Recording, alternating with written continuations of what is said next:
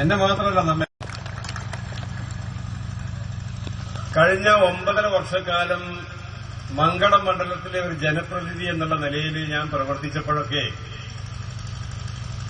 അവിടെ നിന്ന് മാറി വേറൊരു സ്ഥലത്ത് മത്സരിക്കുമെന്ന് ഞാൻ ഒരിക്കലും വിചാരിച്ചിരുന്നില്ല.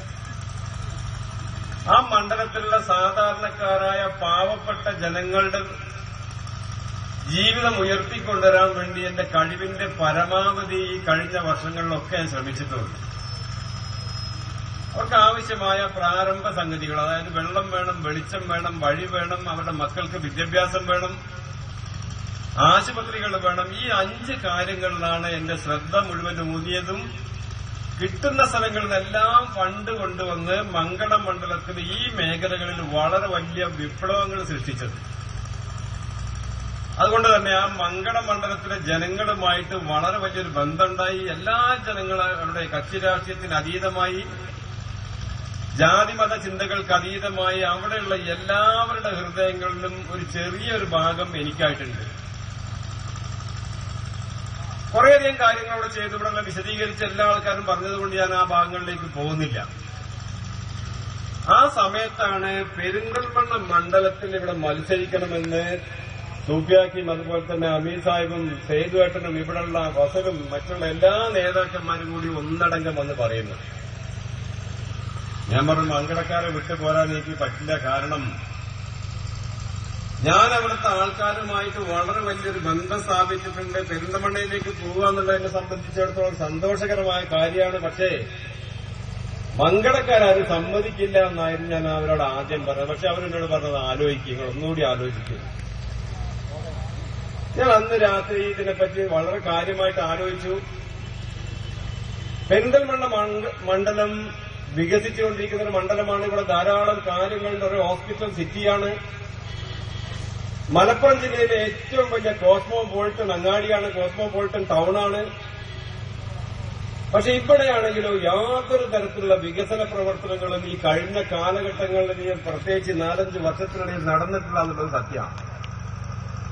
ഇവിടെ അലീഗർ യൂണിവേഴ്സിറ്റി വന്നു. വരുന്നൊരു 4-5 വർഷത്തിനിടയിൽ 10,000-കണക്കിന് ആൾക്കാരായിരിക്കും ഇവിടെ താമസത്തിന് വരിക, ജോലിക്കാരായിട്ടും വിദ്യാർത്ഥിനികളായിട്ടും. ഇതിനിടയിൽ ഞാൻ നമ്മുടെ ഏലംകുളം പഞ്ചായത്തിലൊന്ന് പോയി. ഇപ്പൊ ഈ അടുത്ത കാലഘട്ടങ്ങളിൽ കമ്മിറ്റിയുമായിട്ടൊക്കെ ബന്ധപ്പെട്ടപ്പോ ഏലംകുളം പഞ്ചായത്തിലൊന്ന് പോയി. അത് EMSന്റെ ജന്മനാടാണ്. ആ പഞ്ചായത്തിലൊക്കെ ഞാൻ വലിയ പ്രതീക്ഷയോടുകൂടിയാണ് അതിന്റെ ഉൾഭാഗത്തേക്കൊക്കെ കയറി ചെല്ലുന്നത്. പക്ഷേ ആ പഞ്ചായത്ത് കണ്ടപ്പോഴേ എനിക്ക് എന്റെ ശരിക്കും ഹൃദയം തന്നെ പൊട്ടിപ്പോയി, വിങ്ങിപ്പോയി. EMSന്റെ നാട്. കുറേ വർഷങ്ങളായിട്ട് ഇടതുപക്ഷം അവിടെ അധികാരത്തിലിരിക്കുകയാണ്. പക്ഷെ ആ അവിടുത്തെ റോഡുകളോട് അബ്ദുറഹ്മാൻ വളരെ സരസമായിട്ട് പറഞ്ഞു, മൂക്കുകൂടിയും പിന്നെ ഇവിടേക്കൊക്കെ പിന്നെ പൊടി വരുന്നതെന്നാ പറഞ്ഞു. ഞാൻ പറയുന്നില്ല. ആ ഒരു രീതിയിലൊരു പഞ്ചായത്തിന്റെ ഒരു ഭരണം, ഇതാണ് CPMന്റെ കയ്യിൽ ഭരണം കിട്ടി. അവർക്ക് ഭരിക്കാൻ അറിയില്ല, അവർക്ക് പ്രതിപക്ഷത്ത് മാത്രമേ ഇരിക്കാൻ കഴിയുള്ളൂ. അല്ലെ അതാണ് നല്ലതെന്ന് ഈ ഏലംകുളം പഞ്ചായത്ത് കണ്ടാൽ തന്നെ നമുക്ക് അറിയാൻ കഴിയും. നമ്മുടെ മുനിസിപ്പാലിറ്റി സ്ഥിതി ഒന്ന് ആലോചിച്ച് നോക്കി. ദൂരം ഒന്നും പോട്ടെ, നിങ്ങൾ ഇവിടുന്നാണ് നടന്ന 4 കിലോമീറ്ററത്തേക്കാണ് പോകുമ്പോൾ സൈഡിൽ കൂടി നടന്നിട്ടില്ലെങ്കിൽ എത്ര സ്ഥലത്ത് നിങ്ങൾ തട്ടിത്തടഞ്ഞ് വീഴും.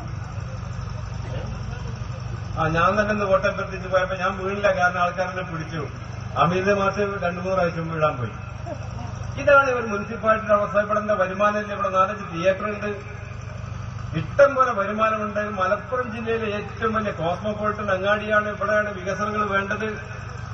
പക്ഷെ ഇപ്പോഴും ഇത് ഒരു 10-20 കൊല്ലം പിന്നിലുള്ള വല്ല അങ്ങാടിമാരിയാണ് പെരിന്തൽമണ്ണ അങ്ങാടി ഇപ്പോഴും. ഈ സംഗതിയൊക്കെ ഇങ്ങനെ ആലോചിച്ചപ്പോൾ ഞാൻ തന്നെ എനിക്ക് തോന്നി, ഇവരോട് പ്രത്യേകിച്ച് നേതാക്കന്മാർ പറഞ്ഞതാണ്, ഇവിടെ നമുക്ക് കുറേയധികം വികസനങ്ങൾ കൊണ്ടുവരണം, ഈ അങ്ങാടി നമുക്ക് മാറ്റിമറിക്കണം. പെരിന്തൽമണ്ണ മണ്ഡലത്തിലെ മറ്റുള്ള പഞ്ചായത്തുകൾ 5-6 പഞ്ചായത്തുകളുണ്ട്. ആ പഞ്ചായത്തുകളിലൊക്കെ സാധാരണക്കാരായ പാവപ്പെട്ട ജനങ്ങളുടെ ജീവിതം ഉയർത്തിക്കൊണ്ടുവരാൻ വേണ്ടി നമുക്ക് കുറെ കാര്യങ്ങൾ ചെയ്യേണ്ടതായിട്ട്, അവർക്ക് കുടിവെള്ളം എത്തിക്കണം. നിങ്ങൾ മങ്കടയിൽ ചെയ്തതുപോലെ അവർക്ക് കുടിവെള്ളം എത്തിക്കണം, അവർക്ക് ഇലക്ട്രിസിറ്റി എത്തിക്കണം. അവിടെയുള്ള ചെറിയ ചെറിയ റോഡുകൾ നമുക്ക് വീതി കൂട്ടണം, വലുതാക്കണം, ടാർ ചെയ്യണം, ആശുപത്രികൾ ഉണ്ടാക്കണം. ഇവിടെ അമീൻ സാഹിബ് പറഞ്ഞു നമ്മുടെ താലൂക്ക് ആശുപത്രിയുടെ സ്ഥിതി. അവിടെ എത്ര രോഗികളാണ് വരുന്നത്, പാവപ്പെട്ട ആൾക്കാരല്ലേ ഇതേപോലുള്ള സർക്കാർ ആശുപത്രിയിലേക്ക് വരിക. എന്ത് സൗകര്യമാണ് അവിടെയുള്ള സാധാരണക്കാരായ രോഗികൾക്ക് കിട്ടുന്നത്. അപ്പൊ ആ സംഗതികളൊക്കെ നമുക്ക് മാറ്റിമറിക്കണം. അപ്പൊ അത് ഞാൻ ഇങ്ങനെ കിടന്നാലോചിച്ചപ്പോ എനിക്കൊരു സംഗതി തോന്നി, എന്നെക്കൊണ്ട് വല്ലതും പെരിന്തൽമണ്ണ മണ്ഡലത്തിന് ചെയ്യാൻ കഴിയുന്നുണ്ടെങ്കിൽ അത് ഞാൻ സന്തോഷപൂർവ്വം ഏറ്റെടുക്കുന്നു. അത് ഞാൻ ആ തീരുമാനം അന്ന് തന്നെ എന്റെ നേതാക്കന്മാരെ അറിയിച്ചു. അവരോട് സന്തോഷത്തോടു കൂടി സ്വീകരിച്ചു. കഴിഞ്ഞ കുറച്ച് ദിവസങ്ങൾക്കിടയിൽ ഞങ്ങൾ ഈ മണ്ഡലത്തിന്റെ എല്ലാ ഭാഗങ്ങളിലും പോയി കൺവെൻഷനുകളിൽ പങ്കെടുത്തു. എനിക്ക് ഒരു സംശയവുമില്ല, ജനങ്ങളുടെ ആവേശം കാണുമ്പോൾ, പ്രത്യേകിച്ചും ചെറുപ്പക്കാരായ കുട്ടികളുടെ പ്രവർത്തന രീതി കാണുമ്പോൾ, അവരുടെ ആവേശം കാണുമ്പോൾ, അവരുടെ വാത്സല്യം കാണുമ്പോൾ ഒരു സംശയവുമില്ല, പെരിന്തൽമണ്ണയിൽ ഈ പ്രാവശ്യം UDF വിജയ പതാക പാറിപ്പിക്കുന്നതിന് സംശയമില്ല. അത് ചെറിയ ഭൂരിപക്ഷത്തിനൊന്നല്ല, എന്റെ ആ കംപ്ലീറ്റിൽ ആ ടെൻഷൻ തന്നെ മാറിയിട്ടുണ്ട്. നല്ല ഭൂരിപക്ഷത്തിന് കഴിഞ്ഞ പ്രാവശ്യം ഇവിടുന്ന് LDF സ്ഥാനാർത്ഥി എത്ര വോട്ടിനാണ് വിജയിച്ചത്, അതിനെക്കാട്ടിലും ഒരു വോട്ട് കൂടുതൽ ഭൂരിപക്ഷത്തിന് ഈ പ്രാവശ്യം ഇവിടുന്ന് നമുക്ക് വിജയിക്കാൻ കഴിയും. അതിനുള്ളൊരു പ്രവർത്തനവുമായിട്ടാണ് നമ്മൾ മുന്നോട്ട് പോകേണ്ടത്. ഈ പെരിന്തൽമണ്ണ മണ്ഡലം കുറേയധികം മാറ്റങ്ങൾ നമുക്ക് വരുത്തണം. കേരളത്തിൽ തന്നെ എണ്ണപ്പെട്ട ഒരു ടൗണാണിത്. ഇതിൽ വളരെ വലിയ വ്യത്യാസങ്ങൾ ഉണ്ടാക്കണം. ഇനിയും കുറേയധികം കാര്യങ്ങൾ ഇവിടെ അബ്ദുറഹ്മാൻ പറഞ്ഞതുപോലെ നമ്മളൊരു മാസ്റ്റർ പ്ലാൻ ഉണ്ടാക്കിക്കൊണ്ട് ഈ അങ്ങാടിയെ, ഈ പ്രദേശത്തെ, ഈ മണ്ഡലത്തെ, ഇതിലുള്ള 6 പഞ്ചായത്തിനെ വികസിപ്പിക്കാൻ ആവശ്യമായ എല്ലാ പ്രവർത്തനങ്ങളും നമുക്ക് എല്ലാവർക്കും കൂടി ഒരുമിച്ച് ഏർപ്പെടണമെന്ന് മാത്രം അഭ്യർത്ഥിക്കുന്നു. നിങ്ങളെല്ലാവരും വളരെ വലിയ പ്രവർത്തനത്തോടുകൂടി എന്നെ വിജയിപ്പിക്കണമെന്ന് അഭ്യർത്ഥിച്ചുകൊണ്ട് ഞാൻ എന്റെ വാക്കുകളൊക്കെ സംഭരിക്കുന്നു. അഭിനന്ദനങ്ങൾ.